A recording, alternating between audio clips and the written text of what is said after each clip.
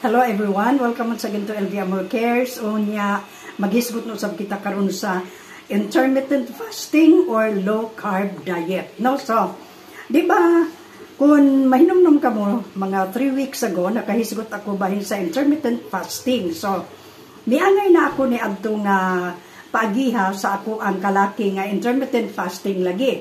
Manihapon og 5 o'clock sa hapon and then mubalik og kaon 8 a.m. the following day. So, aduna ako 15 hours nga fasting.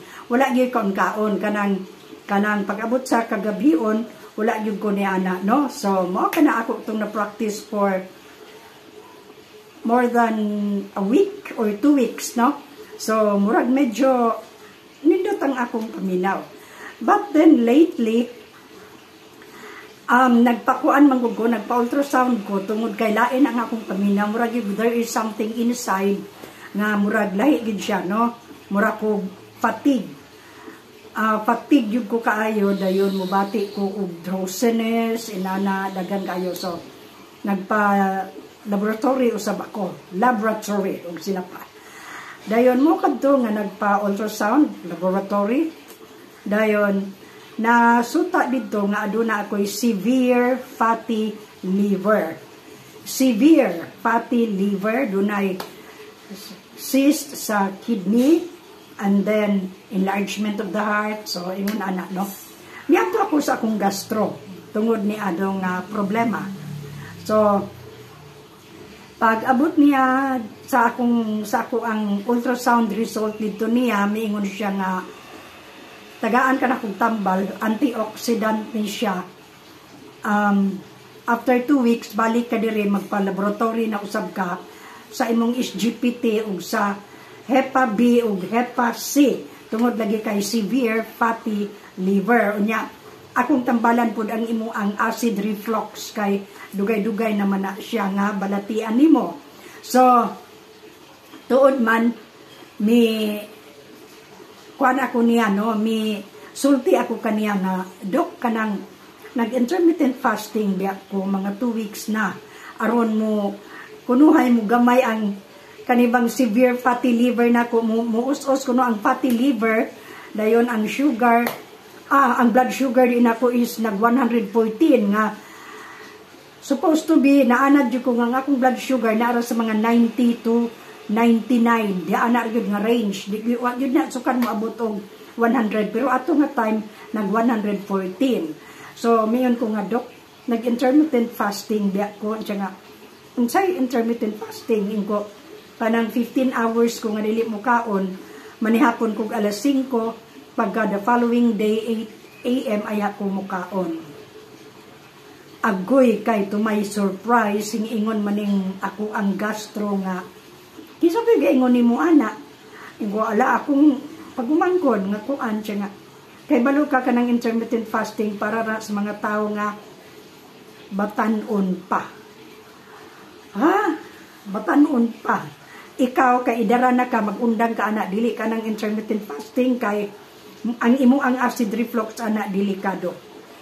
Ang acid mubuga nagdaghan na inana dayon taas pa imong sugar, maluya yung ka, dili na maunang pagkakuana, pagkatambaga, no? And so, ingon siya nga, ang akong ikuan nimo, dili ng intermittent fasting, pero low carb diet. Low carb diet. Fish and vegetables only, dayon, dili ka ng intermittent fasting. Half cup of rice ra. Ayaw pa abuta og 1 cup, half cup of rice, pamahaw paniudto panihapon. Ang tendency gud anang intermittent fasting matud pa ni doc. Bisag unsa na imong kanon. Bisag unsa imong kanon ka magsalig ka kay nag-intermittent fasting ka. So ang resulta ni ana, ang imong sugar mo taas, ang imong fatty liver mo samot, dayon uban pa nimo nga mga balatian diya.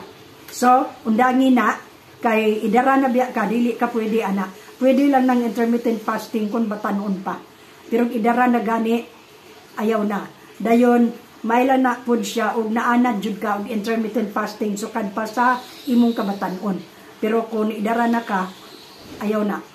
low carb diet. So mo to nga nasagmuyo ko ay mag low carb ko dok sa low carb diet. Dahil para sa imong acid reflux, undangi gyud ang coffee, undangi gyud sa unsang klase sa kape. Dayon excuse, dayon low carb ra. Dayon ay avoid halang, avoid aslum, avoid fatty, para na mga lechon, mga humba, balbakwa, tanan. Undangi gina siya. No? Dayon kanang imo ang severe fatty liver, tagaan ka na kong antioxidant nga maka-protect ana imong liver, no? So after 2 weeks balik ka dire. Ipa-check imong SGPT, ang HEPA B, ang sa to is si unsa na ang ngalan anang mga inaana. Kuan day na HEPA B o HEPA C. Dayon mo to ko nga nagkuan ako dok, nag-jaundice ko siya wala. As of now okay kayo imong liver. Severe fatty liver lang. So ato nang tambalan dayon come back after 2 weeks. So pila may sugilanon nagkuan ko, nagsugod na ko sa medication sa fatty liver. Abi ninyo unsa akong gibati, pertig yung kuana sa akong tiyan, pagka how gyud akong tiyan to the max nga mura gikumot. Kaya wala ko man pugkugod mo inom ni adtong iyang giingon nga tambal nga 40/30 nga PPI, no? Di lang ko mo istorya kung say brand. So mo to nga the following day nagsugod na kog inom sa PPI nga 40/30, no? Dayon agsa iyang giresita nga antioxidant 3 times a day for 42 days. So primero ni adto maot kaayo dizziness, dayon vomiting, dayon kanang na ang nagdiarrhea ko. Yang side effects, no? Pero hing last lang to og 1 day kapin akong gibati dayon pagkasunod ato nawala na dayon siya. So after 2 weeks may nagpa-laboratory na sad ako sa akong SGPT 54 dayon kaluoy sa Ginoo non-reactive ang ako ang HEPA B o HEPA C. So mibalik ko ni Doc atong tungura, pagbalik nako tan-aw niya dyan, okay, ayaw nagbalik dire. Ayaw nagbalik dire nako kay okay na ka, no? Wala kay kuan sa imo ang liver, fatty liver gyud na. So avoid fats, avoid anang halang ug aslom dayon. Nawala nang imo ang acid reflux, kung wala na Doc, sige og mo sakit imong tiyan, tagaan ka na kung PPI nga as needed. So mo kadto gitagaan ko niya tambal nga as needed lang. So pagkakaron nawala na nga ako ang acid reflux, wala na ko magpurvisyo gyud, no? Kaya nagamping na gyud ko sa akong gikaon. Isda na gyud ko utan, wala na gyud lain. Then mga fatty foods, ako siyang ingnan pinirito nga isda, Doc, pwede ra na siya. Pero kanang uban ayaw na. So, mao kadto ang ako ang sharing karon may tungod sa fatty liver, o niya ang giingon sa doktor nga intermittent fasting or low carb diet. So, sa mga idara na di ay low carb diet ang maayo, ang intermittent fasting para sa mga batanon, no? So, pero kung dili mo maanad, low carb diet ra. Mao na siya, no? Mao kadto ang ako ang kasinatian nining milabay nga tulo ka semana. So, my gastro told me stop intermittent fasting pag low carb diet, and then tubig,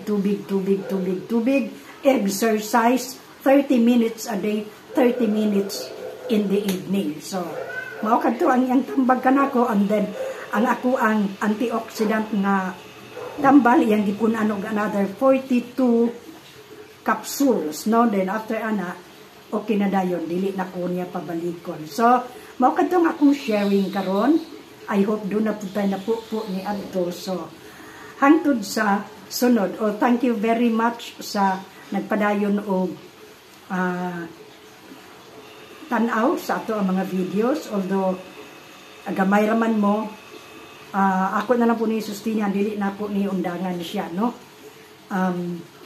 tungod kay nabisi manggod ko sa lain nga platform, no, nabisi ko, and then dunay good news sa ako ang YouTube channel. Di lang po na ko istorya karon, pero nalipay kay ko. So have a good and godly day, everyone. Let us pray for Israel and Jerusalem and the rest of the world. Dili na di ay kanang mga tawo lang nga nag-antos na biktima sa gera. So bye for now, hangtod sa sunod.